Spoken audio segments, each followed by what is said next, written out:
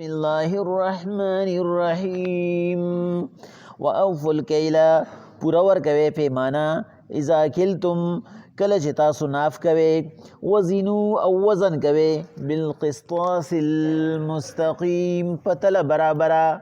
ذالک خیر دا ډیره بهتره خبره ده و احسن تأویلا او ډیر غوره ده د انجام په لحاظ سره ولا تخفو او پیروي مکوي تابعداري مکوي ما ليس لك به علم دا هغه خبرې چې تاسو سره په ثبوت نه تاسو سره په پوهه نه ان السمع بشک غوګونه والبصر سترګې والفؤاد او زړه كل اولئک کان عنه مسؤولا د دې ټولو په باره کې به تپوس کیږي ولا تمشي في الارض مرحا فزمک باندې په تکبر مګرځې انک لن تخرق الارض تزمک شلول نشي ولن تبلغ الجبال طولا نغر ترسیدي شي كل ذلك كان سيئه دا ټول کارونه د الله فنیز ګناه دي عند ربک پنیز دربستا مکروه او ناروا دي ذالک دا آغا خبری وی مما اوحا الیک ربک من الحکمت چستا رب اے پیغمبر علیہ السلام تا نازل کړي د عقل ولا تجعل مع الله الها آخر الله سره شریک م جوړوا فتلقا فی جهنم کنی وبغرزول شي دوزخ ته ملومن ملامت کړي شوی مدحورا رټل شوی افاسفاکم ربکم بالبنین اے تاسو رب لرا تاسو افاسفاکم تاسو غوړه کوي ربکم د خپل رب د پاره د الله د پاره د خپل ځان د پاره افاسفاکم اے تاسو غوړه کوي ځان لرا تاسو غوړه کړی ربکم رب تاسو بالبنین په زامنو سره واتخذ من الملائکه اناسا او د ځان د پاره لونه خوخي کړی دي انکم لتقولون قولا عظیما بشک تاسو خبره کوي د ګناه لویا الله پاک پیغمبر علیهم الصلاۃ والسلام ته معاشرتی اصول بیانې د خپل امت لپاره منګه پرون پدې کې ولا تقربوا مال الیتیم کې یو دوه خبرې پاتې شوې وي الله پاک ولا تقربوا مال الیتیم الا بالتي هي احسن حتى يبلغ اشده تاسو د یتیم مال ته منځ دی کېږي په ناجایزه تر دې چې هغه ورسیږي خپل ځوانۍ ته نو چې ځوانۍ ته ورسیږي نو بیا خیر دی نه مقصد د دې خبرې نه داري د الله پاک چې تر ځوانۍ پورې د عمل د دې محافظ او ذمہوار ته د هغې نه پس به د عمل تا هغه ته په حواله کې دا نه چې د هغې نه پس تا ته اجازت دی لکه چې زمونږ د پښتنو یو ناکاره عادت دا دی د بعضې چې هغې یتیم بوځي راځه تاله سرټیفیکیټ جوړوم راځه تاله چې کوم دی نو ډومیسایل جوړوم دا جوړوم هغه جوړوم ګوته ترې نه ولګوي ځمکه ترې نه کوزه کړي بیا سباله چې هغه لوی شي دا خو تا ما ته په خپله کوزه کړې ده دا غم را سره ني چې زه به قبر ته م کوزېږم لکه څنګه چې مې رادنه ځمکه کوزه کړه نو بده ورځ به زما څه وي الله پاک وایي پیغمبر علیهم الصلاة والسلام اگر د یتیم نور څوک نشته د زم زه موجود یم زه پې حاضر ناظر یم نو په دې وجه باندې که چېرې ته نادارې او د یتیم مال یي نو خیر دی ته ترې نه دي اړیله ته چې د هغه مال اړې راړې ته چې د هغه مال اړې راړې هغه په مال کې ترقي ورکې نو د هغې ته نه ته خپله برخه اله د هغې ته نه ته دي اړیله یا د هغې ته نه ته پرسنټیج کټ کوه خو داسې مه کوه چې د هغه مال د خپل مال سره شریکې یا ستا د سره مال شته نه او تا د هغه په مال باندې قبضه کړې ده او ته وایې هسې هم دی ناپوهه دی چې دې څه لویږي ما پکې ځان له خپل مال جوړ کړي الله پاک وی دا ډیر ناروا دي او د زه یم د زه موجود یم نو په دې وجه دا به تا ته ډېره مسله جوړه شي په دې وجه زمونږ د فقې په دې کې یو اختلافي مسله ده چې کله به ته د یتیم ته خپل مال حواله کې بلوغت ته خو زه دې ورسېده چې په هر طریقه اوس چې بالغ شي نو دله به دا مال ته کله ورکې نو زمونږ امام صاحب وایي چې بس خو چې دی بالغ شي چې دی په هر څنګه پوزیشن کې بس ورې کوله دا د مال دی الله وایي بس چې بالغ شي ورې کوله خو فتوا د صاحبینو په قول باندې را امام محمد صاحب امام یوسف صاحب چې د امام صاحب شاګردان دي هغوی وایي نه ته به دې جج کې که چېرې دې د مال د محافظت او د مال د ذموارۍ قابلي خو ورکې وله او که نه دې ساده ګولي بیا وله مه ورکوه ځکه چې تا سره دی نو که هره طریقه باندې دی نو سر ده ته بچ دی نو چې دا ساده سړی دی او ته یې وله ورکړي نو نن سبا په دنیا کې د الله نه یره نشته او یو بادشاه وي هغه چې کوم دی نو خلک یې راغوښتي او د هغې نه به یې تپوس کو چې زما نه یریږي او که د الله نه یریږي وي ړومبې کس یې چې راوسته نو د هغه نه یې تپوس وکړو چې زما نه یریږي که د الله نه یریږي هغه ورته چې د الله نه یریږم وی ورته یې وي چې سر ته کټ کړي دویم کس یې راپاس وي هغه ورته وي چې زما نه یریږي که د الله نه یریږي هغه ورته وي چې ستا نه یریږم چې دې نه هم سر کټ کړي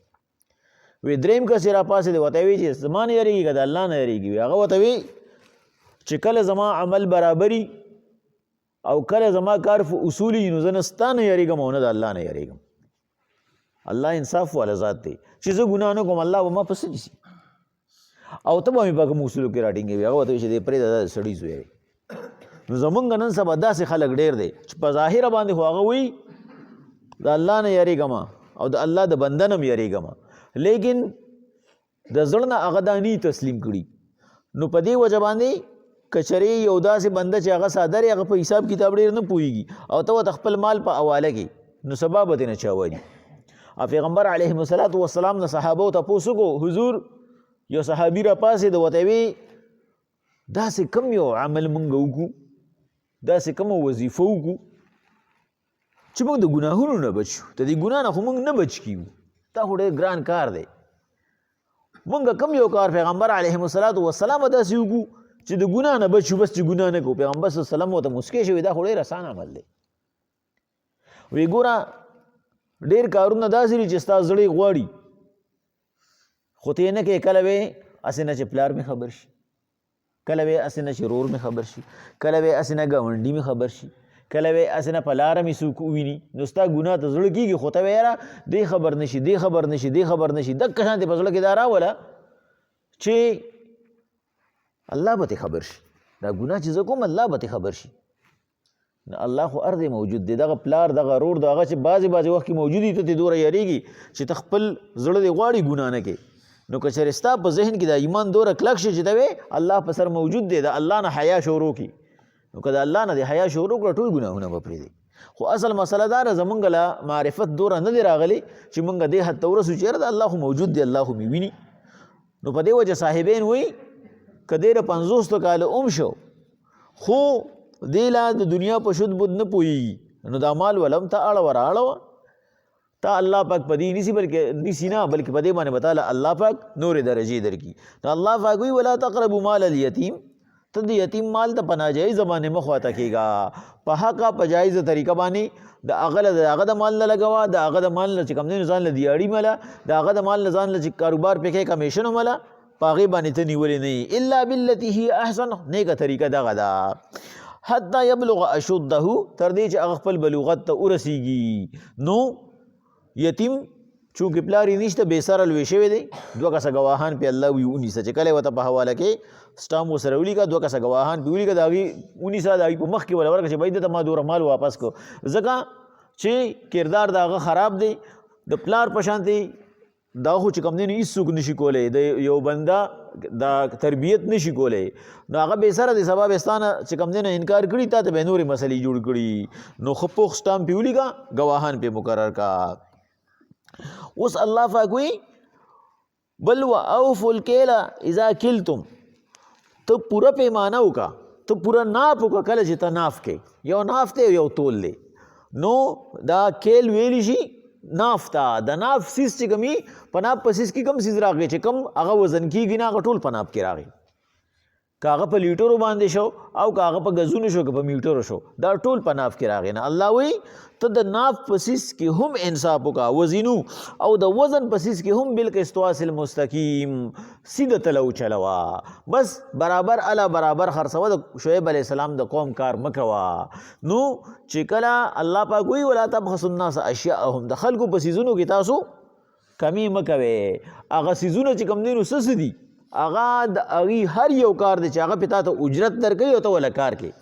هغه ټول چې کوم دی نو څیزونه دي ځکه چې یو ورځ په مسجد نبوي کې یو کس ولاړو مونځ یې کوو او ټونګې والي لکه زمونږ په شان د ټایم ورسره نه و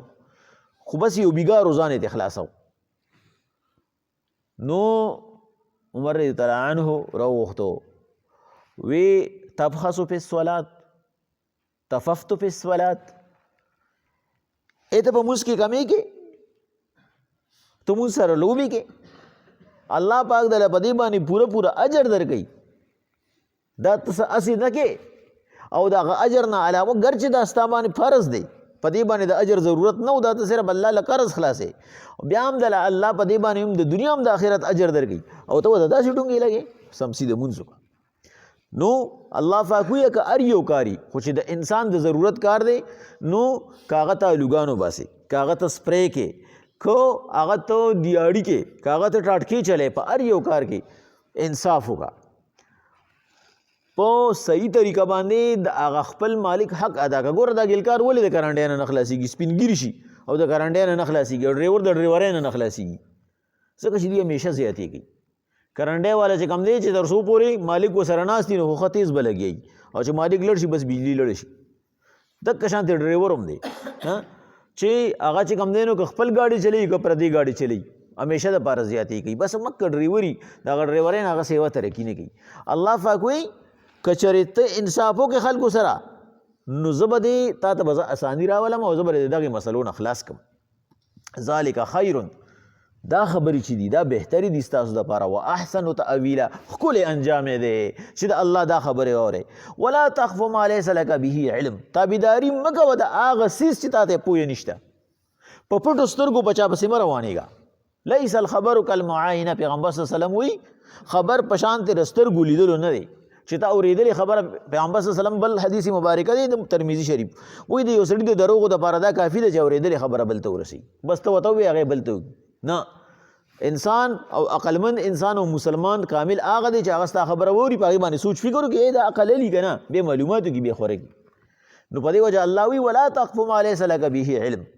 ته پیروي مه کوه د هغه څیز چې تا ته پوهه نشته تا ته خبر نشته ته وایې راشه بهي دې څیز کې زما ګټه ده او دا ټول خلک یې کوي بیا وروسته به یې تپوس کوم الله وایي دا پاک او ناپاکه دا برابریږي نه اگر که دا ناپاکه څیز ډېر سیوا شي کثرت الخبیث دا که ناپاکه ډېر سیوا شي دا ډېر سیوا کېدل دا د دې د پاکیت دا ذریعه او جواز نه جوړیږي نو ته همیشه دپاره سوچ کوه په پټو سترګو مه روانېږه ان السمع والبصر والفؤاد کل اولئک کان عنه مسؤولا ستا که غوږونه دي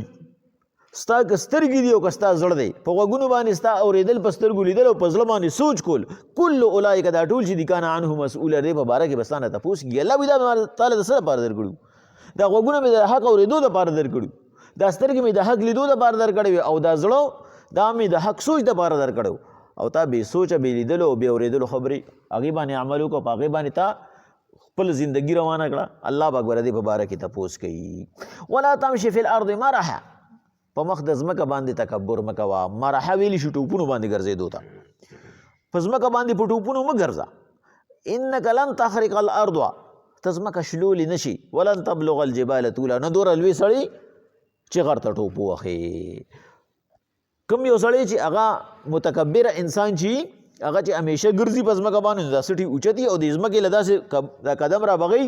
لکه چې دا خپه په ده درنه ده کلکه کلکه یږدي الله وایي دا که ته هر څومره ټوپونه ووهې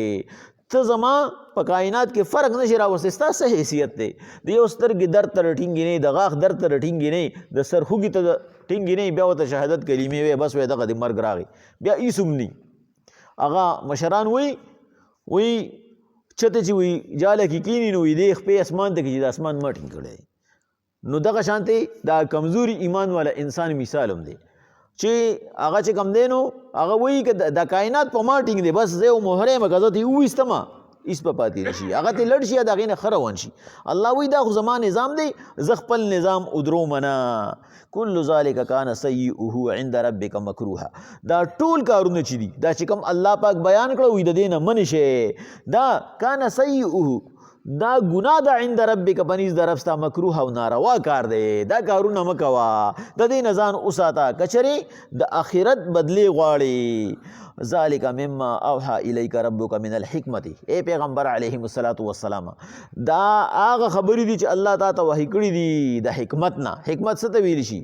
دانایه او عقل ته دا د عقل کارونه دي کم یو سړي کې چې عقلي هغه به خامخا د دې نه فایده علي نو الله پاک انسان متوجه کو انسان ته لاره کوڅه وښوله انسان ته فایده نقصان بیان کړو نو دا د قرآن مجید یو حقانیت او حقیقت دی چې الله پاک اوس هغې بیا دعوت طرف ته راغې د څه دعوت طرف ته راغې د الله د وحدانیت چې ولا تجعل مع الله الها آخر الله سره ګورې شریک جوړ نه کړي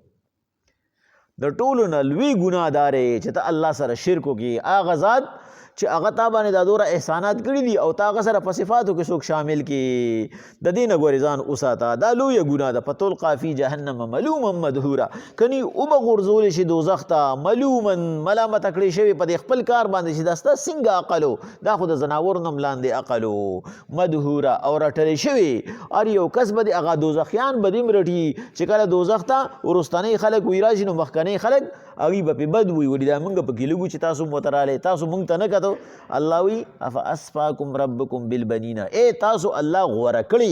په زامنو سره واتخذ من الملائکة اناسا او د ځان دپاره یې لوڼه خوښې کړي دا نه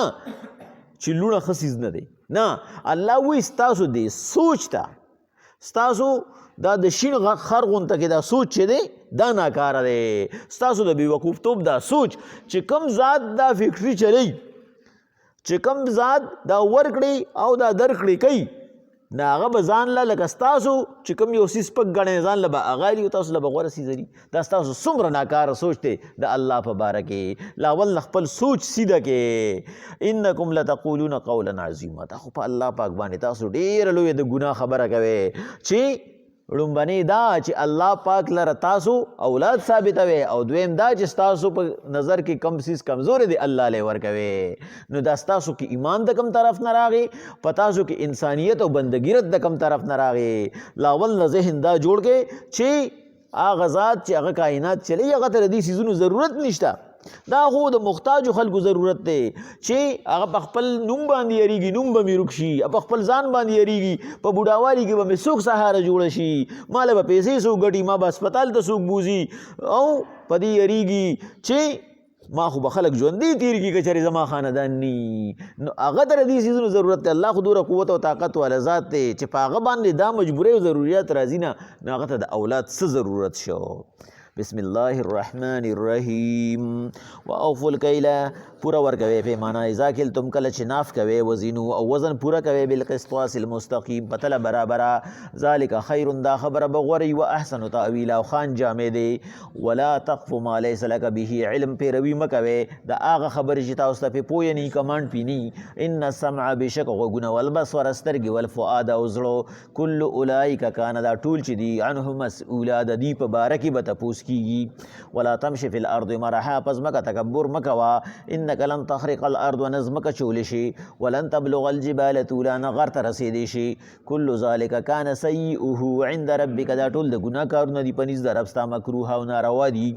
ذلك مما اوحى اليك ربك دا ټول خبري هغه دي چې الله تعالی وحي کړی من الحکمت دا عقلنا ولا تجعل مع الله الها اخر